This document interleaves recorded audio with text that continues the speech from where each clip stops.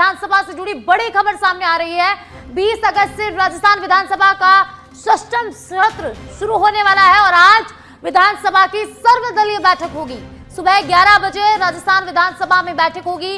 विधानसभा अध्यक्ष वासुदेव देवनानी बैठक की अध्यक्षता करेंगे। बैठक में मुख्यमंत्री भजनलाल शर्मा, नेता प्रतिपक्ष टीकाराम जूली, संसदीय कार्य मंत्री जोगाराम पटेल, सरकारी मुख्य सचेतक जोगेश्वर गर्ग, मुख्य सचेतक प्रतिपक्ष रफीक खान, विधायक डॉक्टर सुभाष गर्ग, विधायक मनोज कुमार, विधायक थावर चंद इस बैठक में मौजूद रहने वाले हैं।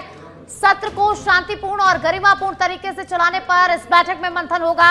जनहित के मुद्दों पर सार्थक चर्चा और सदन की कार्यवाही को लेकर सहमति बनेगी। देवनानी की अध्यक्षता में होने वाली यह 7वीं सर्वदलीय बैठक होगी।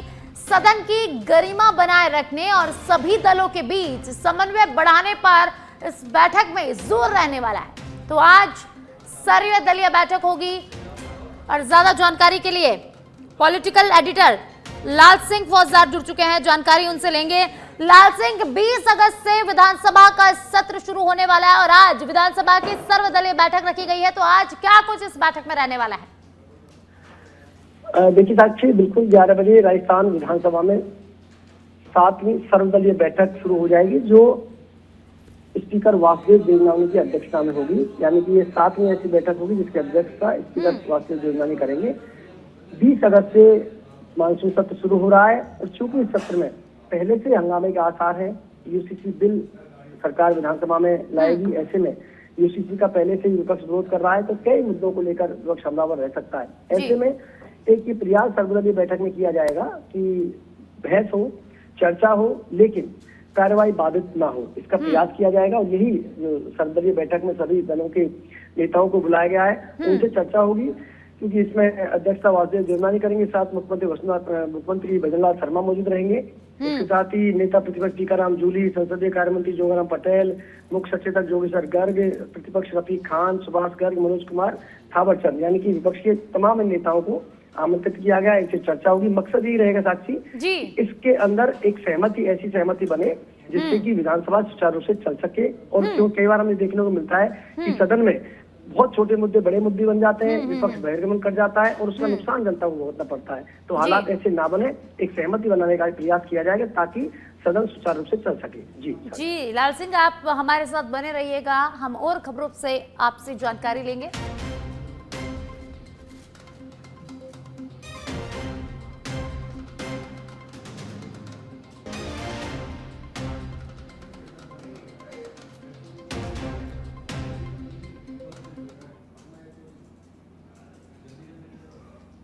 चलिए आगे बढ़ेंगे और अब मुख्यमंत्री भजनलाल शर्मा के प्रस्तावित कार्यक्रमों की आज बात करेंगे। मुख्यमंत्री भजनलाल शर्मा के प्रस्तावित कार्यक्रम, राजनीति की 8वीं बैठक लेंगे। मुख्यमंत्री भजनलाल शर्मा सीएमओ में सुबह 11 बजे से दोपहर 1:30 बजे तक ये बैठक रखी गई है। मुख्यमंत्री का दोपहर 2 बजे बिरला ऑडिटोरियम जाने का कार्यक्रम रहने वाला है। सुरक्षा सखी और युवाओं से संवाद करेंगे मुख्यमंत्री भजनलाल शर्मा। ओटीएस ग्राउंड में शाम 4 बजे पीएम ई बसों को हरी झंडी दिखाएंगे। नगरीय विकास विभाग के विकास कार्यों का लोकार्पण शिलान्यास आज किया जाएगा और शाम को 6 बजे सीएमआर में पेंशनर्स का धन्यवाद एवं आभार कार्यक्रम रखा गया है। तो उसके बाद रात 8 बजे पीएम कुसुम योजना के लाभार्थी किसानों से मुख्यमंत्री भजनलाल शर्मा संवाद करेंगे। और अधिक जानकारी के लिए पॉलिटिकल एडिटर लाल सिंह फौजदार हमारे साथ जुड़े हुए हैं, लाल सिंह से हम जानकारी लेंगे। लाल सिंह, मुख्यमंत्री भजनलाल शर्मा आज व्यस्त रहने वाले हैं, उनके बैठकों का दौर आज रहने वाला है, 11 बजे वो बैठक लेंगे, क्या कुछ जानकारी उनके पूरे कार्यक्रम को लेकर आज की? देखिए साक्षी, आज मुख्यमंत्री भजनलाल शर्मा का व्यस्तम कार्य रहने वाला है और देखिए लगातार हम पिछले दिनों पर भी नजर डाले हैं तो मुख्यमंत्री भजनलाल शर्मा लगातार व्यस्त रहे, चाहे वो दौरे की बात करें, मीटिंग्स की बात करें। आज भी इसी कड़ी में लगातार बैक टू बैक कार्यक्रम रहने वाले हैं। सबसे पहले राज्य उन्नति की मीटिंग होगी, यह मुख्यमंत्री कार्यालय में रहेगी, 11 बजे से 1:30 बजे तक की मीटिंग रहेगी। इसके बाद 2 से 3 बजे सुरक्षा सखी एवं युवाओं के साथ संवाद रहेगा, बिरला ऑडिटोरियम में संवाद रहेगा। और देखिए इन दिनों संवाद लगातार वो कर रहे हैं, चाहे युवाओं से संवाद की बात हो, किसानों से संवाद की बात हो, और आज इसी कड़ी में ये सुरक्षा सखी से संवाद का कार्यक्रम रहेगा और युवाओं के साथ संवाद रहेगा। इस संवाद के जरिए साक्षी उनकी बात कहने का मौका मिल जाता है, वो सरकार से क्या अपेक्षा करते हैं इसका उनको मौका मिल जाता है और एक नए विचार साझा होते हैं जिससे सरकार उनको कई बार शामिल करके अपनी नई योजनाओं को भी लॉन्च करती है। इसके बाद करीब 4 से 5 बजे तक रहेगा कार्यक्रम है। ये 71 ई बसों का शुभारंभ किया जाएगा। इसके साथ ही और भी कई कार्यक्रम है इसमें। राजस्थान के शहरों को करीब 2340 करोड़ की सौगातें मिलेंगी। 941 कार्यों का शिलान्यास लोकार्पण किया जाएगा। श्रम विभाग की विभिन्न योजनाओं का लोकार्पण इसमें किया जाएगा। करीब 1,32,421 लाभार्थियों को 154 करोड़ से अधिक की सहायता राशि की डीबीटी इसमें दी जाएगी। यानी कि इस बार आज बहुत बड़ी सौगातें अलग अलग क्षेत्रों में इस दौरान मिलेंगे। कई करोड़ों के कार्यों के शिलान्यास और लोकार्पण कार्यक्रम रहेगा। इसके बाद 6 बजे से 7 बजे तक पेंशनर्स के लिए पूर्ववर्ती वर्षों में जो बजट की लाभकारी सुविधाएं दी गई हैं, उनको लेकर एक धन्यवाद और आभार कार्यक्रम रखा गया। ये मुख्यमंत्री आवास पर कार्यक्रम रहेगा।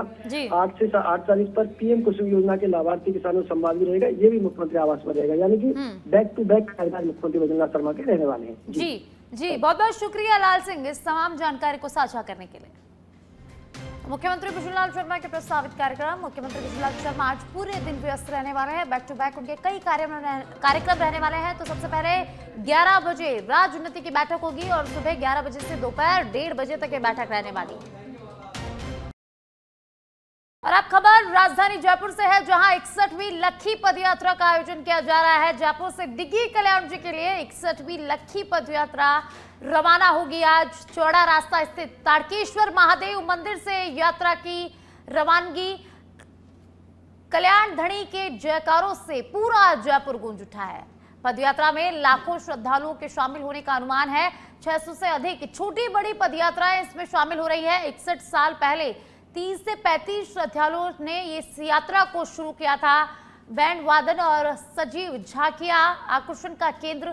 भगवान शिव पार्वती और राधा कृष्ण की झांकियां इसमें शामिल है।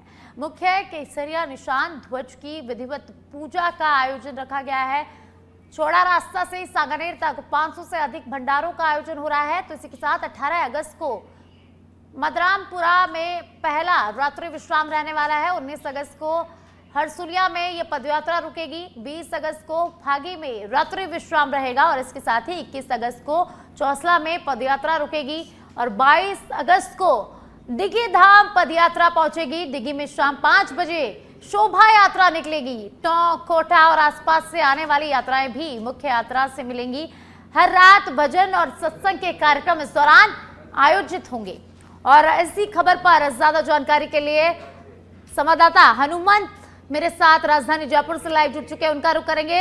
हनुमंत, 61वीं लक्खी पदयात्रा का शुरुआत हो गई है। आज जयपुर से पदयात्रा निकलेगी। कैसा माहौल, कैसा नजारा आप देख पा रहे हैं? सबसे पहले दर्शकों को नजारा दिखाइए।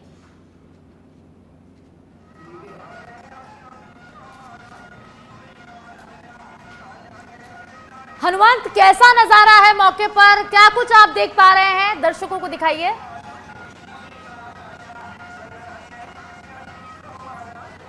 बिल्कुल साक्षी, ये डिगी कल्याणपुरी की जो लक्की पैदल यात्रा है 61वीं पैदल यात्रा है जो हर साल निकलती है और इसमें बड़ी संख्या में लोग जयपुर में शामिल होते हैं। जयपुर के तारकेश्वर महादेव मंदिर है, उसके बाहर से ये यात्रा रवाना होती है और इस यात्रा में इस बार जो खास बात ये है कि यात्रियों के लिए जगह जगह भंडारे जो हर बार की तरह लगते हैं वो करीब, अगर बात की जाए तो जयपुर शहर में करीब 500 से अधिक भंडारे यहाँ पर लगते हैं। और इसके बाद यहाँ पर अगर बात की जाए तो अभी ये, हालांकि यात्रा की औपचारिक शुरुआत अभी कुछ ही क्षण बाद में होगी, लेकिन लोगों का अभी से ही जो है यहाँ पर दिघी कल्याण जी की यात्रा के लिए रवाना होने का जो सिलसिला है वो शुरू हो चुका है।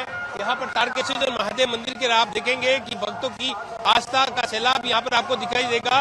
दंडवत प्रणाम करते हुए यहाँ पर आप देखेंगे कि भक्त यहाँ से जो है इस पद यात्रा के लिए रवाना हो रहे हैं और बड़ी संख्या में यहाँ पर लोग पहुंचे हुए।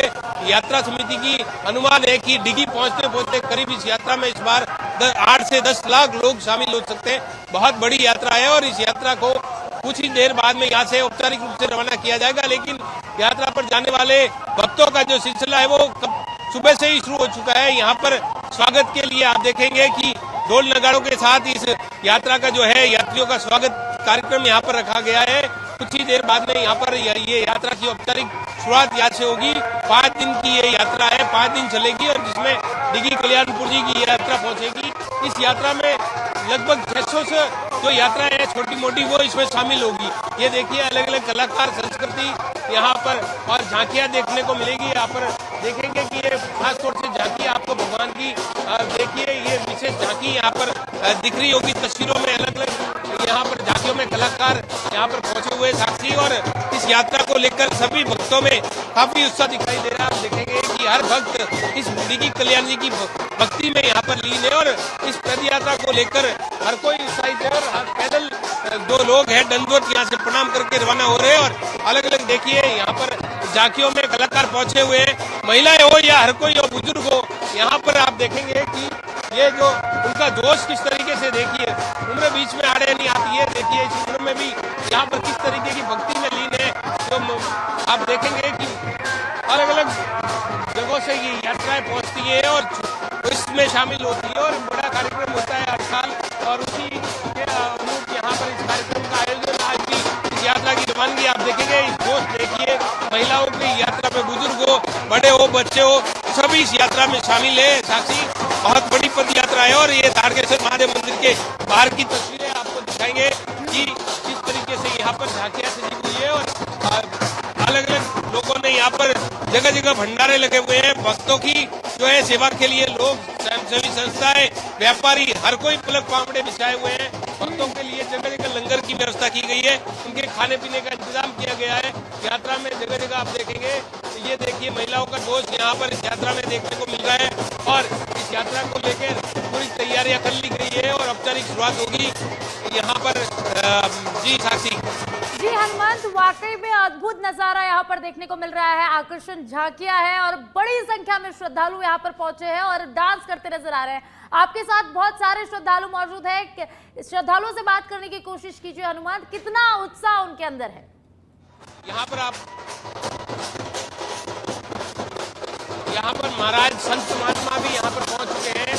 आप देखेंगे कि जयपुर के जो संत है, यहाँ पर अवधेश आचार्य महाराज है, वो यहाँ पर पहुंच चुके हैं। और ये महिलाओं की दंडवत यात्रा यहाँ पर आप देखेंगे, दंडवत प्रणाम करके यहाँ से रवाना होती हुई अलग अलग झांकी है। ये देखिए भगवा झंडा, जय श्री राम के नाम का झंडा आप देखेंगे कि लहराते हुए यहाँ पर भक्त और भक्तों के रवाना होने का सिलसिला यहाँ पर जारी हो चुका है। ढोल नगाड़े बैंड बाजों के साथ यहाँ पर आप देखेंगे कि आप महिलाओं का जोश देखिए, आप ढोल नगाड़ों के साथ महिलाओं का जोश देखिए। इस उम्र में भी यहाँ पर भक्ति और आस्था का सैलाब है, और उसी का यह नजारा आपको देखने को मिल रहा है। साक्षी बड़ी संख्या में यहाँ पर संत महात्मा पहुंचे हुए हैं, और यहाँ पर आप देखेंगे कि दादाजी भी मौजूद है, और संत महात्माओं की मौजूदगी में यहाँ पर जो है यात्रा का जो है आयोजन किया जा रहा है।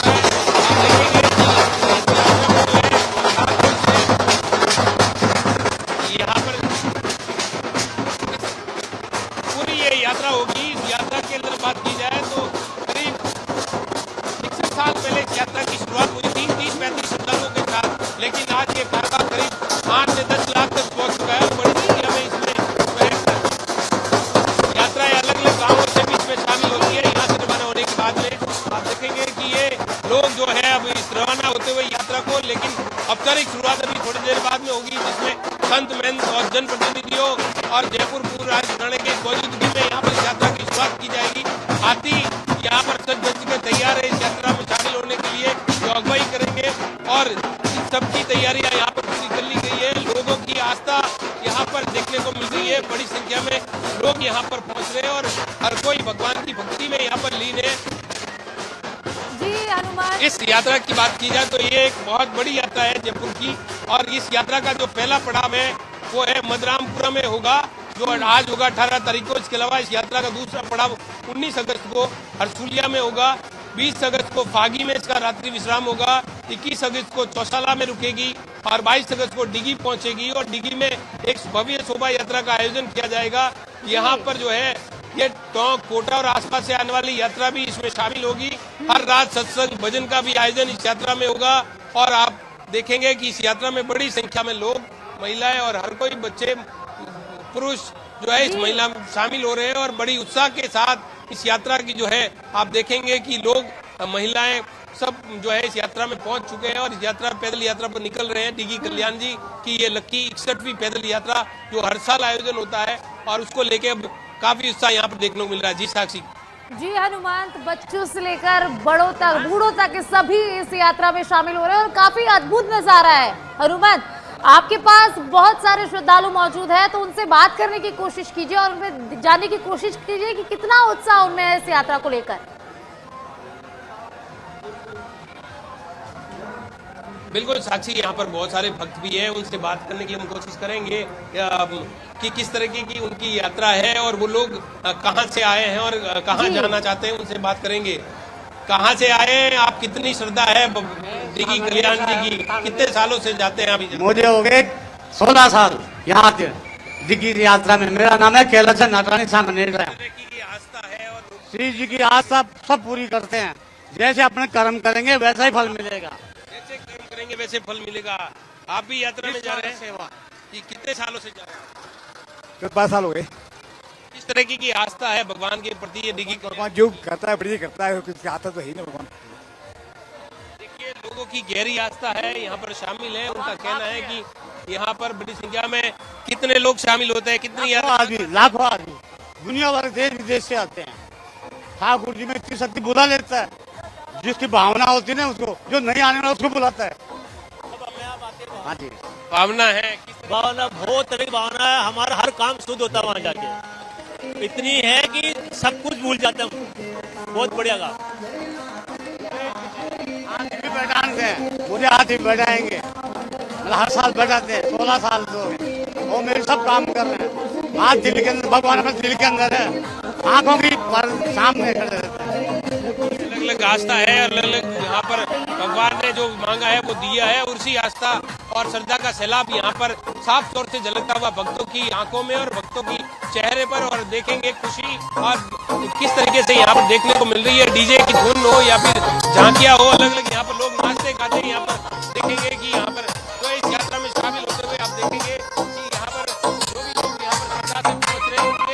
यहाँ पर कहा जा सकता है कि यात्रा में अपने आप में जयपुर की एक ऐतिहासिक यात्रा जो 61 सालों की यात्रा है, तो यहाँ सफर ये जारी है। और आज इस यात्रा की जो है डिगी कल्याण जी के लिए रवाना हो रही है। इस यात्रा में देखेंगे कि आप डीजे की धुन के साथ यहाँ पर लोग शामिल हो रहे हैं और बड़ी संख्या में यहाँ पर पहुंचे हुए हैं। हर कोई इस यात्रा को लेके काफी उत्साहित है। एक बड़ी यात्रा के रूप में ये निकलती है हर साल, और हर साल श्रद्धालुओं की जो संख्या है वो लगातार बढ़ती जाती है। इसमें भी साल है, हर साल भक्त यहाँ पर संख्या में बढ़ते जाते हैं। आप देखेंगे कि इसके अंदर आप देखेंगे किस तरीके से झूम रहे हैं।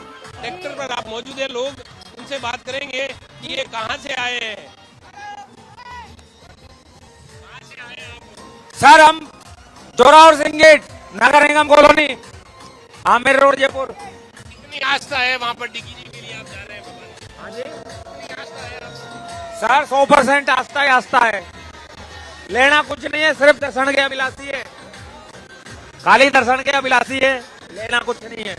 भगवान के अभिलाषी है। कहाँ से आए हो? हम आमेर जा रहे हैं, डिगी कल्याण जी जा रहे हैं यात्रा में। देखिए, आमेर से कोई कहीं से अलग अलग इलाकों से यहाँ पर लोग पहुँच रहे हैं और इस यात्रा में शामिल हो रहे हैं और इस यात्रा का जो है लाभ भी ले रहे हैं। आप देखेंगे कि महिलाएं हो, हर कोई यहाँ पर इस यात्रा की जो है औपचारिक शुरुआत थोड़ी देर में होगी, लेकिन अभी से ही सुबह से ही भक्तों का यहाँ सिलसिला शुरू हो चुका है। पूरे जयपुर शहर में ट्रैफिक भी डाइवर्ट किया गया है, क्योंकि इतनी भारी संख्या में लोग जो है इसमें शामिल होंगे। तो शहर यातायात जो इस रास्ते से ये टॉक रोड होते हुए गुजरेगी, वहाँ पर जो है यातायात को डाइवर्ट किया गया है। अलग अलग रूट से गाड़ियों को निकाला जाएगा, कई रास्तों को ब्लॉक किया गया है साक्षी, क्योंकि ये बड़ी यात्रा है और आस्था का सैलाब। राजधानी जयपुर में, छोटी काशी में हर गली में मंदिर दिखेगा और मंदिर की आस्था और यहाँ शक्ति की बढ़ती और छोटी काशी के भक्तों का सैलाब हर साल, हर उत्सव और हर मौके पर देखने को मिलता है। और आज भी इसी जो है डिगी कल्याणपुरी की जो यात्रा है जी हनुमंत, वाकई में काफी उत्साह यहाँ पर नजर आ रहा है। लोग नाचते गाते इस यात्रा में शामिल हो रहे हैं और भरपूर आनंद ले रहे हैं और सभी व्यवस्थाएं भी श्रद्धालुओं के लिए की गई हैं। बहुत बहुत शुक्रिया हनुमंत। और अब खबर राजधानी जयपुर से है, जहां 26 आईएएस और 53 आरएएस के तबादले हुए हैं। 13 प्रशिक्षणाधीन आईएएस को पोस्टिंग मिली है, तो वही एपीओ चल रहे एक आईएएस को भी पोस्टिंग दी गई है। कार्मिक विभाग ने आदेश जारी किए हैं। आईएएस डॉक्टर अंशु प्रिया रजिस्ट्रार, सरदार पटेल पुलिस विवि सुरक्षा एवं आपराधिक न्याय जोधपुर, तो वहीं आईएएस सक्षम गोयल संयुक्त शासन सचिव जन स्वास्थ्य अभियांत्रिकी विभाग जयपुर में लगाए गए हैं। तो वहीं आईएएस श्रद्धा गोमे सीईओ जिला परिषद कम अतिरिक्त जिला कार्यक्रम समन्वयक यहां जिम्मेदारी दी गई है।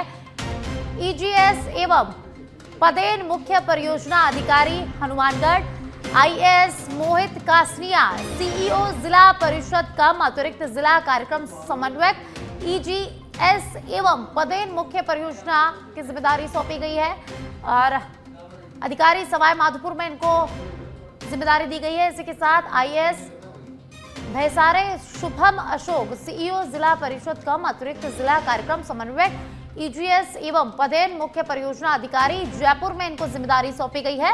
आईएएस सोनिका कुमारी अतिरिक्त आयुक्त वाणिज्यिक कर विभाग राजस्थान जयपुर में इन्हें नई जिम्मेदारी सौंपी गई है। आईएएस श्रेष्ठा श्री मुख्य कार्यकारी अधिकारी जिला परिषद कम अतिरिक्त जिला कार्यक्रम समन्वयक, ईजीएस एवं पदेन मुख्य परियोजना अधिकारी धौलपुर के रूप में इन्हें जिम्मेदारी दी गई है।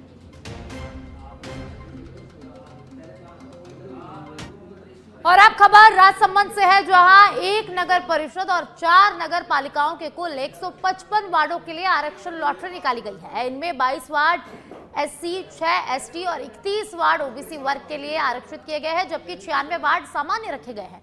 कुल 58 वार्ड महिलाओं के लिए आरक्षित किए गए हैं। वार्डों की संख्या की बात करें तो राजसमंद नगर परिषद में सबसे ज्यादा 45 वार्ड है। इसके बाद नाथद्वारा नगर पालिका में 40, आमेट और देवगढ़ में 25-25 और भीम नगर पालिका में 20 वार्ड है। राजसमंद नगर परिषद के सभापति पद को इस बार आरक्षित नहीं किया गया है। ऐसे में किसी भी वर्ग का व्यक्ति सभापति पद के लिए दावेदारी कर सकता है। वार्डों का आरक्षण तय होने के साथ ही संभावित उम्मीदवारों की चुनावी रणनीति भी स्पष्ट होने लगी है। आरक्षण बदलने से कई दावेदारों को दूसरे वार्डों से चुनाव लड़ने की तैयारी करनी पड़ सकती है, तो वहीं नए चेहरों के लिए भी राजनीतिक मैदान अब खुल गया है। जिला परिषद सभागार में कलेक्टर अरुण गर्ग हसीजा की मौजूदगी में लॉटरी प्रक्रिया पूरी की गई है। स्कूली छात्राओं ने बारी बारी से वार्डों की पर्चियां निकाली और उनके आधार पर आरक्षण की घोषणा की गई है। इस दौरान नाथद्वारा विधायक विश्वराज सिंह मेवाड़ सहित विभिन्न राजनीतिक दलों के प्रतिनिधि मौजूद रहे।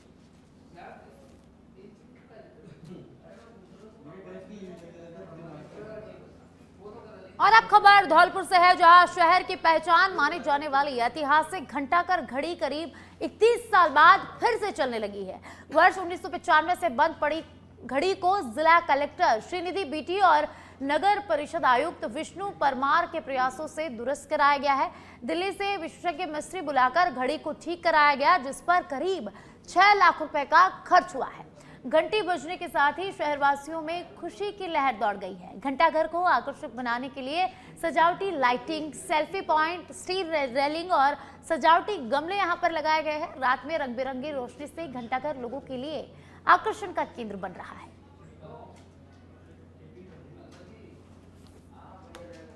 कलेक्टर साहब के निर्देशन में कार्य हुआ, उनके अथक प्रयासों के वजह से ही ये घंटाघर की घड़ियां हैं वह सही हुई हैं।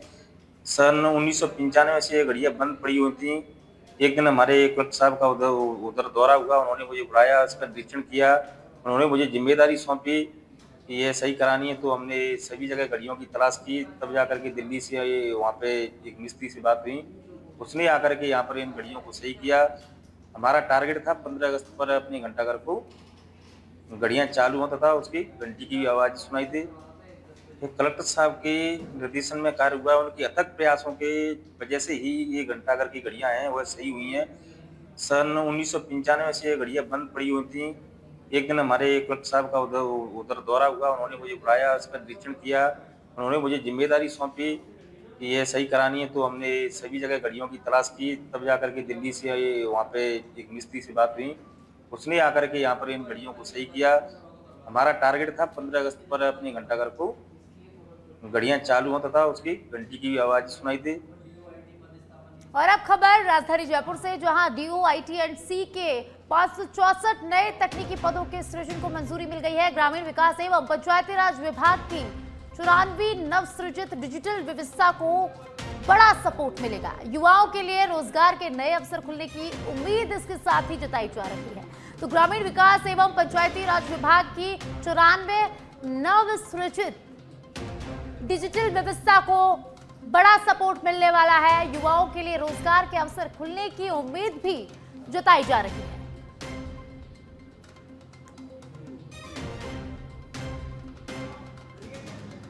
तो राजधानी जयपुर से खबर है, जहां DOIT&C के 564 नए तकनीकी पदों के सृजन को मंजूरी मिल गई है। ग्रामीण विकास एवं पंचायती राज विभाग की 94 नवसृजित डिजिटल व्यवस्था को इसके साथ ही बड़ा सपोर्ट मिलने वाला है और युवाओं के लिए रोजगार के लिए अवसर खुलने की उम्मीद भी बढ़ गई है।